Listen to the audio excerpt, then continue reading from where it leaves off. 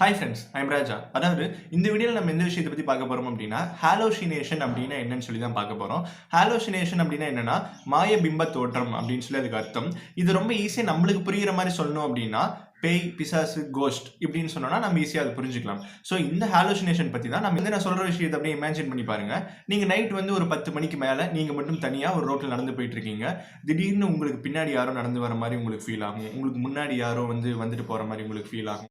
So அது மட்டும் இல்லாமல் உங்களை யாரோ ஃபாலோ பண்ணுற மாதிரி உங்களுக்கு மனசுக்கு தோணும். நீங்கள் பயந்துக்கிட்டே நடந்து வருவீங்க.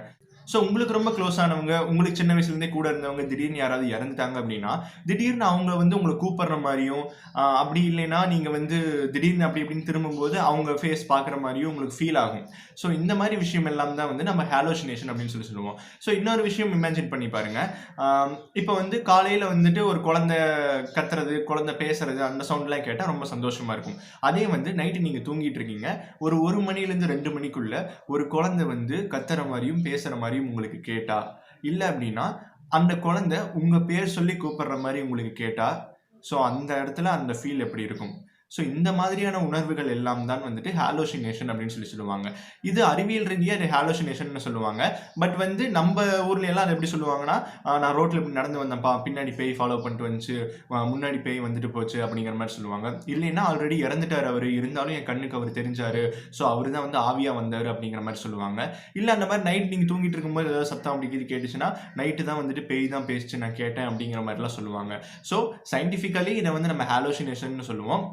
அண்ட் நம்ம ஊர் பக்கம் நம்மளுக்கு தெரிஞ்ச அளவுக்கு அதை நம்ம பேய் அப்படின்னு சொல்லி எல்லாரையும் நம்ப வச்சுட்டு இருக்கோம். ஸோ இதுதான் ஹாலோசினேஷன். இது இந்த மாதிரி உணர்வுகள் எல்லாம் ஏன் ஏற்படுது, இதுக்கெல்லாம் காரணம் யாரு அப்படின்னு சொல்லி பார்த்தா, இதுக்கெல்லாம் காரணம் நீங்களே தான், உங்களுடைய மைண்டே தான், உங்களுடைய 3வது கண். ஸோ என்னடா இவன் 3வது கண்ணு நல்லா சொல்கிறான் அப்படின்னு சொல்லி யோசிக்கிறீங்களா? உண்மையிலேயே 3வது கண்ணுங்கிறது சிவனுக்கு மட்டும் இல்லை, எல்லா மனிதர்களுக்குமே இருக்கு.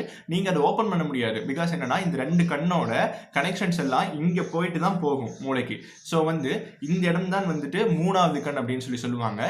இந்த 3வது கண் தான் மைண்ட் ஐ அப்படின்னு கூட சொல்லுவாங்க, மூளையுடைய கண் அப்படின்னு சொல்லுவாங்க. நீங்கள் நினைக்கிற விஷயம், நீங்கள் இமேஜின் பண்ணுற விஷயம் எல்லாமே போய் அங்கே ஸ்டோர் ஆகும். ஸோ அதுதான் உங்களுக்கு அந்த மாதிரி ரிஃப்ளெக்ட் ஆகும். இந்த ஹாலோசினேஷன் அப்படின்னு சொல்லப்படுற விஷயம் எல்லாத்துக்கும் ஒரு குறிப்பிட்ட சதவீதம் இருக்கும். ஆனா இது ஒரு நோயா இருக்கிறவங்களும் நல்லா பாதிக்கப்பட்டவங்களும் இருக்கதான் செய்யறாங்க. சோ நம்ம ஃபர்ஸ்ட் இந்த ஹாலோசினேஷன்ல இருக்கக்கூடிய டைப்ஸ் எல்லாம் என்னன்னு சொல்லி பார்க்கலாம்.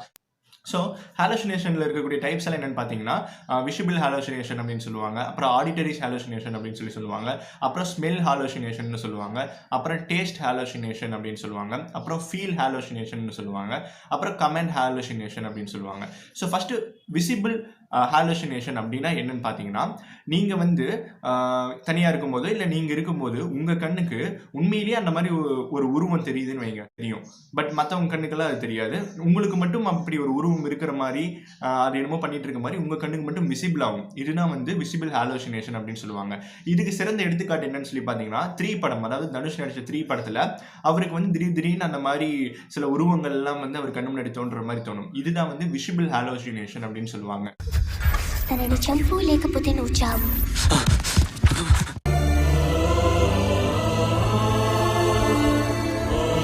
இதே செகண்ட் டைப் ஆடியோட்ரி ஹாலோசினேஷன் அப்படின்னா என்னன்னா, திடீர்னு உங்களுக்கு யாரோ பேசுற மாதிரி, உங்களை யாரோ கூப்பிடுற மாதிரி, இந்த மாதிரி எல்லாம் உங்களுக்கு தோணும். ஸோ இதுதான் ஆடியோட்ரி ஹாலோசினேஷன் அப்படின்னு சொல்லுவாங்க.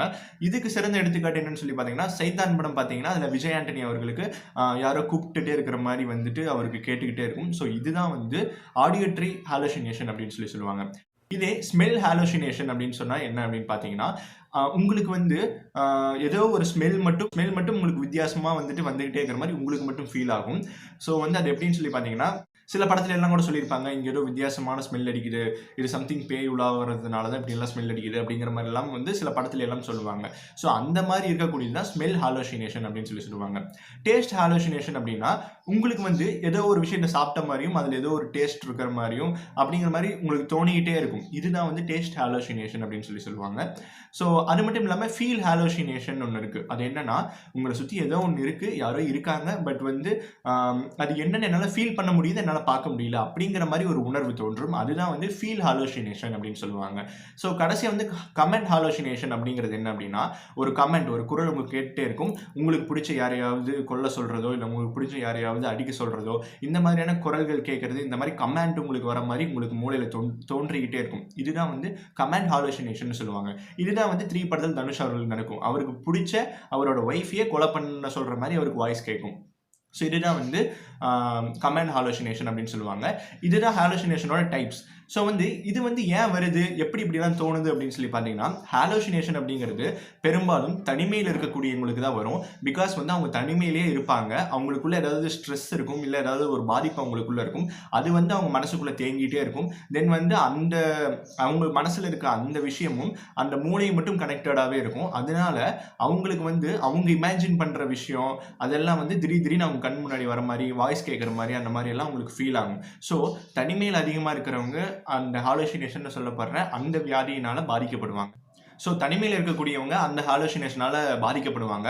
அது மட்டும் இல்லாமல் நீங்கள் ரொம்ப டிப்ரெஸ் ஆகிட்டீங்கன்னா, ஒருவேளை உங்களுக்கு லவ் ஃபெயிலியர் ஆயிடுச்சுன்னு வைங்க, நீங்கள் ரொம்ப டிப்ரெஷனாக இருக்கீங்க, மற்றவங்களோட நீங்கள் இன்ட்ராக்டே பண்ண மாட்டேங்கிறீங்க, நீங்கள் தனிமையிலேயே இருக்கீங்க, உங்களை நீங்களே செப்பரேட் பண்ணிக்கிறீங்க.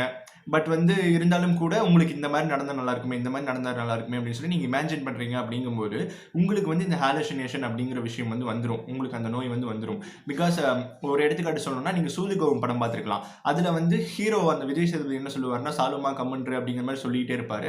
பிகாஸ் அந்த படம் ஃபுல்லாக பார்த்தீங்கன்னா அந்த ஹீரோவோட அந்த கேரக்டர், அந்த பொண்ணு கேரக்டர் வந்துகிட்டே இருப்பாங்க. பட் வந்து அது உண்மை கிடையாது. அவர் வந்து ஹாலுசினேஷனில் அந்த மாதிரி ஒரு பொண்ணு இருக்கிற மாதிரி அவருக்கு தோணும். ஸோ இதுதான் வந்துட்டு அந்த ஹாலுசினேஷன் அப்படின்னு சொல்லப்படுற விஷயம். இதுக்கு வந்து முக்கியமான காரணம் தனிமைன்னு நான் சொல்லிட்டேன். இது வந்து சாதாரணமாக உங்களுக்கு கேட்கும்பொழுது சிலருக்கு வந்து பயங்கரமாக தோணலாம், சிலருக்கு வந்து சாதாரணமாக இப்படி தானே இருக்குது அப்படிங்கிற மாதிரி தோணலாம். இது ரொம்பவே வந்துட்டு ரொம்ப பயங்கரமான ஒரு டிசீஸ் அப்படின்னு கூட சொல்லலாம். ஸோ இந்த மாதிரி யாராவது உங்களுக்கு பாதிக்கப்பட்டிருந்தா, இல்லைன்னா கஷ்டப்படுறவங்க இருந்தாங்கன்னா, நீங்கள் என்னடா இவன் சும்மா பொய் சொல்கிறான்டா, இந்த மாதிரி கண்ணுக்கு தெரியுது காது கேட்குதுங்கிறான், ஸோ வந்து இதெல்லாம் பொய் சொல்கிறாங்க அப்படிங்கிற மாதிரி நினைக்காதீங்க. உண்மையிலேயே அந்த மாதிரி அவங்க வந்து ஸ்டார்டிங் ஸ்டேஜ் ஆஃப் ஹாலுசினேஷனில் இருக்கலாம்.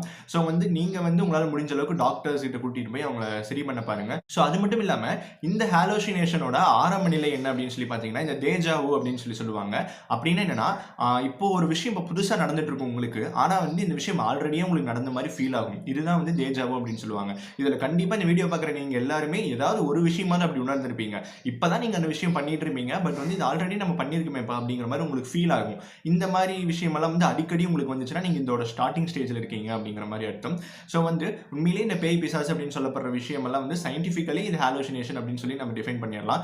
இருந்தாலும் கூட ஒவ்வொரு சில விஷயத்தை இந்த சயின்டிஃபிக்காக நம்மளால ப்ரூவ் பண்ண முடியாது. ஸோ வந்து இதுதான் வந்து ஹாலுசினேஷனோட ஃபுல் எக்ஸ்பிளைன். ஸோ சிம்பிளாக சொல்லணும் அப்படின்னா, ஹாலுசினேஷன் அப்படிங்கிறது இல்லாத ஒரு விஷயத்தை இருக்குது அப்படின்னு சொல்லி நம்ம மூளை நம்மளை நம்ப வைக்கும். நீங்கள் தனியாக சோலோவாக நீங்கள் தனியாக வந்துட்டு தனிமையில் இருக்கும்போது நீங்கள் திங்க் பண்ணுற விஷயம் உங்கள் மூளை உங்களுக்கே தெரியாமல் உங்கள் கண்ணு முன்னாடி ரிஃப்ளெக்ட் பண்ணும், இல்லை உங்கள் காதுக்கு மட்டும் கேட்குற மாதிரி உங்கள் மூளையே வாய்ஸை வந்து ரிஃப்ளெக்ட் பண்ணும். அதுதான் வந்துட்டு இந்த ஹாலுசினேஷன் ப்ராசஸ். ஸோ வந்து மேக்ஸிமம் முடிஞ்ச அளவுக்கு நீங்கள் வந்து இந்த தனிமையெல்லாம் இருக்காதீங்க. உங்களுக்கு என்ன பாதிப்பு வந்துச்சுனாலும் சரி, உங்களோட ஃப்ரெண்ட்ஸோடையோ இல்லை உங்களோட அப்பா அம்மாவோடையோ நல்லா இன்ட்ராக்ட் பண்ணிக்கங்க.